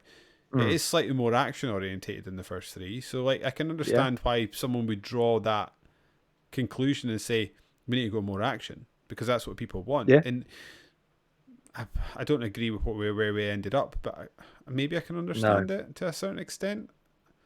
So I can sort of vividly remember the fatigue for this. Did you feel the fatigue type of? I probably didn't, because they were such like a staple of my friendship with Chris, where anytime we hang out, if it wasn't playing music, we'd probably play a Resi together. Mm-hmm. Just sitting there on the couch, he's telling me where to go, I'm going there. We were so used to, we would just cycle through them. Which is the one we played the longest time ago? Oh, I don't know, 3. Yeah, we haven't played 3 in a while. Let's go. And then now Code Veronica. So we were totally happy with the way it was. Yeah. I'm trying to think of. But there's no doubt that 4 felt refreshing. It's like people, I suppose at the time, wanted it to change. We didn't, but we absolutely were blown away by how it changed when we actually felt it, and we're like, oh shit, okay, this was the right decision. But I wasn't thinking about this at the time. I didn't have the foresight to understand that this was where you were going to take it and it was going to be a good thing. I just don't want you to fuck with what I love, which is that's human nature. I'm trying to think of like the closest sort of. Try to think of like there's not really an example. There's lots of series that I have loved that have been ruined over the years, but like I was going to say there's very few that people then sort of champion for changing one way or another. Yeah, I mean I'm trying to think of like a similar one. The one that was jumping out to me is like the Call of Duty jump from World War II to modern day. Like I to this day, I know I'm in the minority of this. I just love a World War II shooter. I absolutely love a World War II shooter. So like to me, like the jump away from World War II is a negative, but there's no arguing with the fact that like the sort of common consensus is like modern shooters are far more fun, right? I mean, like Modern Warfare is fantastic. I mean, I'm not going to argue with that, right? So that was a definite good move. But yeah, I wouldn't say that. Like maybe that's the closest I can think of is like a series or sort of a genre that is gone, that people have got sick of, that I wasn't sick of. I can think of so many that have changed for the worse. So many. Yeah, could be here all night. Yeah, I mean, we even Mass Effect. Like you and I would probably say those games improved. I mean, 3 had its issues, but to play the games improved every single time. Yeah, absolutely. But now with this revisionism, people say, "Oh, yeah, but Mass Effect 1's the best one because it's the purest, the most RPG of the lot." It is the most RPG the best of the lot, and it's probably the best story as well. Yeah. But 2 is the sweet spot between probably story and gameplay, and then 3 is just. And 2 was already a leap towards being a lot more action focused. Yeah, and so like if you were making games and you were the person that had the budget to fund these games, if you're looking at a graph and you're looking at games moving, like to me, like I say, I can see why someone looks at like Dead Space 1 to Dead Space 2, Mass Effect 1 to 2, the Resident Evil 3 to 4. Like I can understand why people see that says people want more action. They want more action. That's what they want. They want action. I can see it. They just went too far, didn't they? They just went far too far. Yeah, I mean, even Miyamoto's been that way. You look at Paper Mario, he doesn't want any story in that shit. Yeah. He took out leveling up. He took out loads of stuff because he said, "Oh, people just want to play the battles and have fun." No, it needs to mean something. Yeah. But yeah, It is understandable, and I guess the market speaks for itself because as the medium has grown, it has reached new generations of people who are stupid. Exactly. Yeah. Honestly, right? You could probably go, but we've done what is this? Episode 44. There will be several episodes of this podcast. You can go back and listen to me talk about my nephew Eric and how much he loves Pokemon. I saw him at the weekend. And I was like, "Do you like Pokemon anymore, mate?" He's like, "Nah, not really." What do you like now then? Fortnite and FIFA. Of course you fucking do. You're 11. Honestly, every time I've met him before that for the last 2.5 years, if not more, what's your favourite Pokemon? Eric, you ask me this every time, mate. And then he'd be like, "Oh, do you not know any from the Johto region? Do you only know Kanto?" It's like, and he's got like Pokemon Encyclopedia, and he could recite that shit. Now I was like, "Do you like Pokemon anymore, mate?" "No, not really. I like Fortnite." Okay. So let's just blame kids. Fucking idiots. He's not an idiot. He's a great kid, but it's what it goes from. I was discussing this with Rach. It goes from like what your parents are into to what your friends are into. You're no longer influenced in your own home anymore by what your parents think is cool and what the older generation likes. It's just now just all about your friends. Oh, my friend likes this. My friend's got this phone. My friend's got this game. My friend's got this console. I want this, and this because he's got it. It's no longer like you're not taking any. Wisdom's probably a bit too cocky of a word to say, but I think you get where I'm coming from. I feel like no, totally. I'm gonna want to impart all this shit on my daughter and be like, here's all the stuff in the world that's great, and then she's probably gonna get into it for a bit, and then when she turns like 13, all of her friends are gonna be like, your dad's fucking lame. It's the thing he likes lame shit, and she's gonna be like, yeah, he is. Well, you are, so we all are. Well, yeah, but she doesn't need to know that for a few more years. It's the thing that I constantly like wrestle with because like you and I have got such a sustaining love for Apex Legends, and then I've constantly heard the opinion that if it's only cosmetic, it doesn't matter because you don't have to buy it. And I used to subscribe to that, but I don't anymore because I look at the games around us and the biggest games in the world, and you look at like games like Apex, like Fortnite, like I don't know, Among Us, like what these like all these sort of cheap to play or free to play games that will sell you cosmetic stuff that you don't need to be able to play the game. And the thing that I sort of butt up against, and the thing that makes me feel guilty for loving games like Apex so much as I do. So like if you think about a game like Battlefield, for example, Battlefield 1 was the first person shooter that was set in World War One. And they spent a lot of time selling you skins of people wearing big, long, colourful jackets with massive prints on the back. And they certainly got more cartoony because that's what people engage with. You try and play Warzone on Call of Duty, and they'll try and sell you a Bruce Willis skin or a Snoop Dogg skin. Like is that a joke or no? That's true. They're both in the game. Cool, okay. You cannot tell me that like. So what you've got is a serious World War One game in Battlefield 1, or in what used to be a serious World War Two game in the Call of Duty game. You cannot tell me that these free skins are not dictating the direction of the artistic design of these games. Like I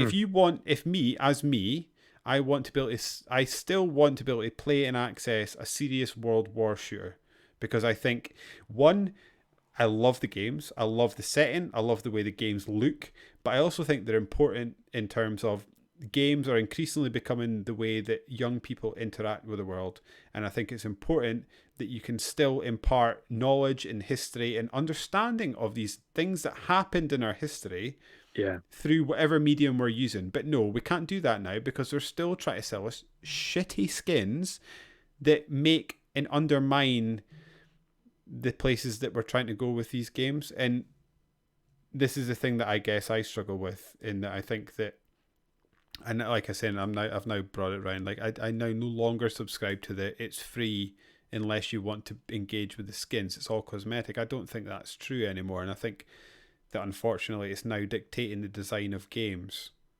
And if you're a sort of artist or you want the true experience, you don't get that now because Fortnite and FIFA want to sell you packs and skins and John Cena skins or Goku skins rather than tell you a story like Medal of Honor used to do.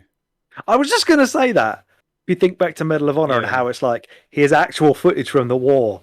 here's stuff that really happened, and you're going to have to go out playing it. We've Not consulted like that. actual veterans of this campaign, Yeah. how they felt, what it was like in these situations. I mean, adding all that shit cosmetic to a World War One game is so disrespectful. It's not even worth bringing Remember up. the Battlefield onesie? No. Was it a pre-order bonus, or you could buy a Battlefield 1 onesie?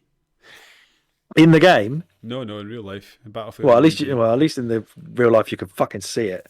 Yeah. It's the stupidest thing about skins. You can't even see them. It's a first-person fucking game. Another example of that. I was playing Apex. I've not played Apex in a while now because I've been having a wee bit of a break. But like, I've missed you. Last Like time you I was missed me, I guess. playing, I had to play 2 games as who's the guy that has the drone? What's he called again? Oh, Crypto. I had to play 2 games as Crypto, right? My skin, he runs with his hands in his pockets. Murray noticed. Yeah. So he was like, "Oh, your character runs with his hands in his pockets." As he was saying that, on my screen, I could see my hands coming up in front of me.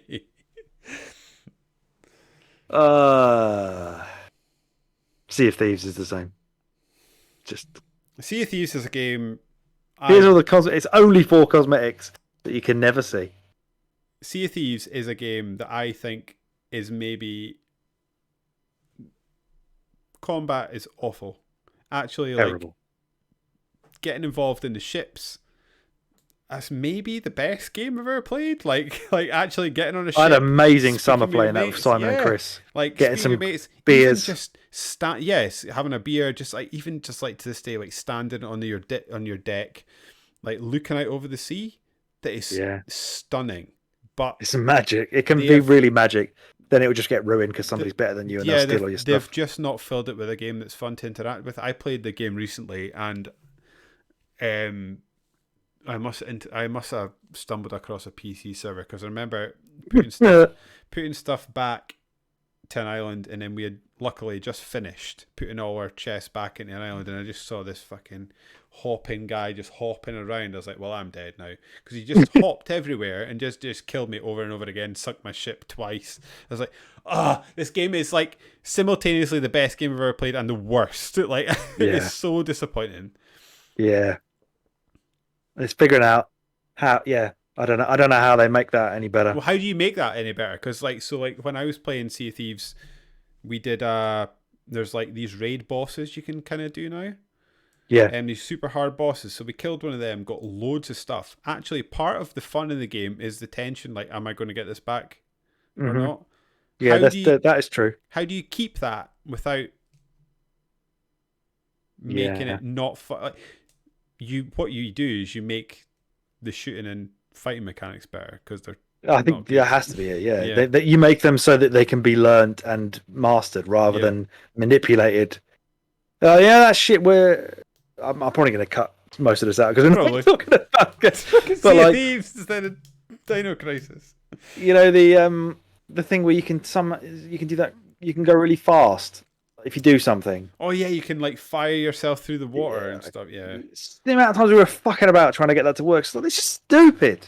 Yeah. This is not good game design. We're trying to manipulate a quirk in the game to have any chance of not getting sunk as soon as we go around that corner. Fucking bollocks. But it's a pirate game. You're supposed to be a bunch of cunts. That's the point of it. But I could never be the cunt. Sailing that ship, I genuinely don't know if there's much better. That is so good. Having Chris just at the end of every game session, Chris would just set everything on fire and throw up on Simon. And I'm trying to turn in the missions and listen to the story, and Chris is just puking and burning stuff. It's so good. The one good thing they've done is, so like if you do a mission, like if you're doing this raid or you're doing like that, what do you call it, the forts and stuff like that. Yeah. Even if you don't get anything back, you still get the XP. Okay. The XP is not. It used to be XP you got when you returned the chest. Now you get it when you do the job. Oh, that's good then. Which means I remember the money actually doesn't matter. The money doesn't matter, does it? What will we what's the things called that the actual proper story things? Oh, what are they called? Something rat something. Can't remember. Like some kind of tales, wasn't it? Rat, yeah. And I think when we quit the game was when we'd spent like 2 hours doing like the whole thing and got the final bit, and we got sank, and they nicked it, and it's like we've wasted all that. That's 2 hours gone. Yeah, it's like this isn't just for money for cosmetic shit now. This was actually the single player, the story part of the game. That's just you've just ruined it. Yeah. You can spam the thing that says, "Oh, I'm doing one of these missions. Leave me alone, cunt. Don't be a dick." But it doesn't matter. Yeah. Especially that was the end of that. I remember doing that, and it was years ago. I was still living in Gurdon. I was doing it with Joel, and there was like one of those single player missions, and like the room starts filling up with water. Yeah, I remember that. The way it just played out, me and Joel could not figure it out. And it was like literally before we were to die, we did it, and it just sunk, and we were just like, oh my god, that was like by the skin of our teeth, and that was so good. Yeah. But then you interact with a human being, and it's just an awful experience. Yeah. Yeah. Which brings us to the end of the Dino Crisis. It does. It does. Summer of Resi's not over, but Dino Crisis is a game that I'm very glad you enjoyed. Yes. Again, to repeat myself, this is the first time we've sort of officially done it, but these sort of self-imposed seasons that we've been doing with each other, is maybe my favorite thing we've done, because it just allows us to sort of really get down and dirty and learn how a series comes about, how it is. So like what I've loved about this, I think we've put out some of our best work because of it as well, because we've been focused on a certain thing. Yeah, what I've loved is it's like I feel like I know the Resi games, I know them very well now, and I can we've documented it as well. Like you can see how these games have sort of changed and adapted and become different things, and they're going to become something different again because we've got a PS2 game coming up next. We do.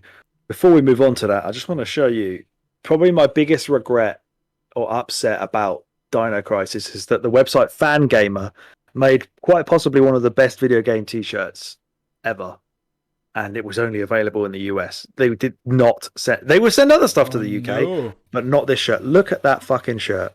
Oh, that is good. And on the back of it, it's got like fucking claw marks. No. It's like out of production now. But I tried to buy this multiple times. And it just said not available internationally. And it's gone. They don't make it anymore. It's sold out. That's it. Done forever. I've tried to look on eBay. I've tried to look on see if anyone's done a cheap knockoff of it. Nah. I was gutted. I went all the way. When you go all the way through and you think to yourself, oh, the shipping from the States is going to be loads of money, but I need this. And then we don't send it to the UK. What? Why? And then one more thing on Dino Crisis that I forgot to bring up. Remember when we were talking about getting the fingerprints, and you've got to find the specific person who has the fingerprints that you need. Incredible that neither of us figured it out, and the fact that it exists. It gives you a bunch of information on the people who you're going to try and get the fingerprints from. It gave us, you have to find their registration number or something, and it would often give you a different number. One of them was a pager number. There's a fucking telephone. You can ring the pager, and the pager will beep. And you can hear it get louder as you get closer to the person you're looking for to get their fingerprints. Because their pager is fucking beeping. Amazing. Unbelievable. That is awesome. Yeah. And neither of us figured that out. But I remember thinking, why are they telling us their phone number or what a pointless thing to I thought it was just to confuse you and make you type the wrong number into the computer, which you and I both did. But no, it's so you can ring them to help you locate them because they're making a beeping noise. Fucking yes. Good. That is so good. Tell us what we're playing. Tell the listeners what we're going to play next. Listeners, next time so this is the final for this season, the final sort of Resi-like that we're going to be playing. We're going to be playing some Onimusha Warlords, which was recommended by Alex, and I'm very, very excited to experience this game because I think it's going to be within the Resi sphere, very unlike anything we've done yet. Yeah, I mean, it's going to feel probably quite similar because it's still in the same engine. It's still fixed camera angles. You use herbs to level up. Good. But it's all about swinging swords and using magic attacks and fighting other ninjas and things. And the funniest thing is that was supposedly going to be made as because Yoshiki Okamoto decided he wanted to make a game that was Ninja Resident Evil for the N64 Double D. We've heard that already for Resident Evil Zero. So it's Resident Evil enough for us to include it. So and it's like 6 hours long. Who are we fighting in these games? Demons. Demons rather than zombies or dinosaurs. Yeah, like demons who have invaded the world to resurrect an actual Nobunaga. Is it what's his name? The famous Japanese like warlord guy. Nobunaga, is it? Is that his name? Don't know. Yes, Nobunaga. Yeah, he dies in battle, but then he gets resurrected by demons who are trying to perform loads of rituals on some princess and unleashing demons into the world. So you go around samuraiing them. And I believe this is a game series that went very much the way of Dino Crisis 2 by the third one. They just went, fuck it. We're going to change it and make it well action. Oh, so there's more of these games? There's 3 of them. There's at least 3 of them. But I'm pretty sure the third one just goes full on ham, like Resident Evil, Dino Crisis 2 style. Like, let's just go silly with it again. Really? I think so. That's a shame. Because I feel like Dynasty Warriors is that. Yeah. Exactly. Apparently, Onimusha Warlords was the first PS2 game to reach 1 million sales. It must have been quite early in its life. Oh, wow. Okay, yeah, it must have been fairly early because there's some whoppers of PS2 games going about. Yeah. Yeah, but we are we are playing the remastered version from 2018. So brilliant. Well, even though David has the PS2 version behind him and I own it as well, but we're playing the remastered one. Yeah, we are. Because it's easier. Yeah. But I guess that brings us to the end of episode 44 of the Damn right podcast, doesn't it? If you want to send us I think I keep forgetting to do this. If you want to fire us over an email, what is it? Yeah, we've probably got some emails that we haven't read for ages. Probably. You can send us an email to winnerissuepod@gmail.com. Yeah, that's right. You can also follow us on Twitter, Facebook, and Instagram. Search for Winner Issue Pod, and you'll find us somewhere. David does good work on there. I have extended the This Day in Gaming to all 3 of our social media platforms. So whatever your one of choice is, you can find us over there and interact with us. I suppose that's it, isn't it, Alex? Yeah, certainly. His cola's going upside down the way Toby was now. So weird that after I'd said that, she's doing it. And on that bombshell, I have been David. He has been Alex. We have been a Winner's Shoe. And I'm out. Keep gaming.